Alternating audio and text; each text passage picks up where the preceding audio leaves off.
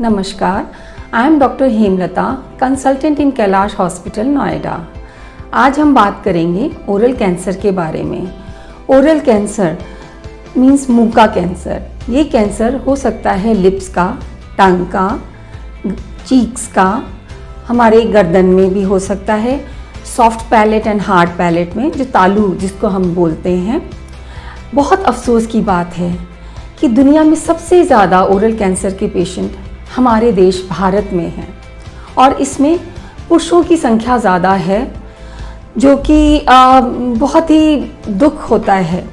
और ये कैंसर ऐसा है कि जिसको हम अगर शुरुआती स्टेज में अगर हम इसको पकड़ लें, नोटिस कर लें, तो ये हम इसको ट्रीट कर सकते हैं, क्योर कर सकते हैं। लेकिन अगर ये लेट हो जाता है तो ये लाइफ थ्रेटनिंग हो जाता है। इसके लिए हमें सेल्फ चेक करना चाहिए। सेल्फ चेक मतलब कि हम महीने में एक बार शीशे के सामने खड़ा होकर के अपने मुंह को खोल लें और उसमें हम देखें कि कहीं कोई आपको कोई छाला तो नहीं दिख रहा है। वो छाला जो कि 2-3 हफ्ते तक ठीक नहीं हुआ हो और वो प्रॉपर हील नहीं हुआ हो, या कहीं आपको कोई वाइट पैच या रेड पैच तो नहीं है, कहीं आपको कोई रफ एरिया तो नहीं दिख रहा है, या फिर unexplained bleeding. Unexplained bleeding means कि आपको एकाएक मुंह में ब्लीडिंग होना। अगर ये लक्षण दिख रहे हैं, जैसे कई लोग गुटखा तंबाकू खाते हैं तो उनकी जो माउथ की ओपनिंग होती है वो धीरे धीरे कम होने लगती है। जनरली हम लोग जब मुंह खोलते हैं तो हम लोग के 4 फिंगर्स अंदर जाने चाहिए, लेकिन धीरे धीरे तंबाकू की वजह से आपकी जो माउथ ओपनिंग है वो कम होती है। उसको हम लोग अपने उसमें सबम्यूकस फाइब्रोसिस करके बोलते हैं। ये भी आगे चल करके कैंसरस हो सकता है।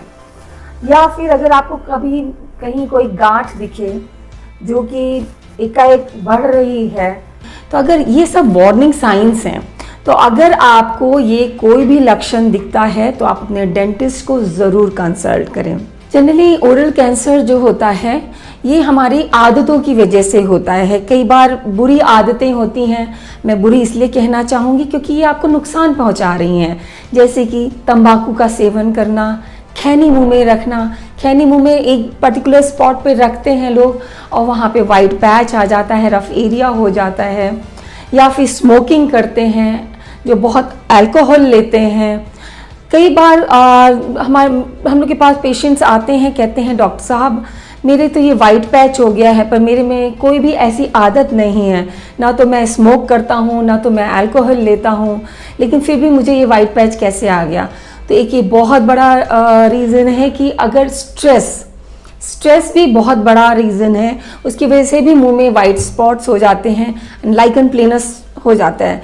तो ये होता। एंड कई बार शार्प एजेस, मतलब कि आपके जो दांत होते हैं नुकीले हो जाते हैं और आपको वो टंग पे या चीक्स पे वो बार बार घाव करते हैं।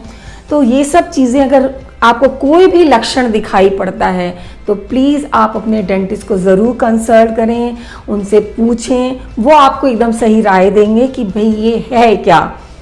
प्री मैलिग्नेंट कंडीशंस भी होती हैं, तो अगर वो नोटिस कर लेंगे तो आपका ये डिजीज़ जो है वो क्योर हो जाएगा। Remember, early detection is the key.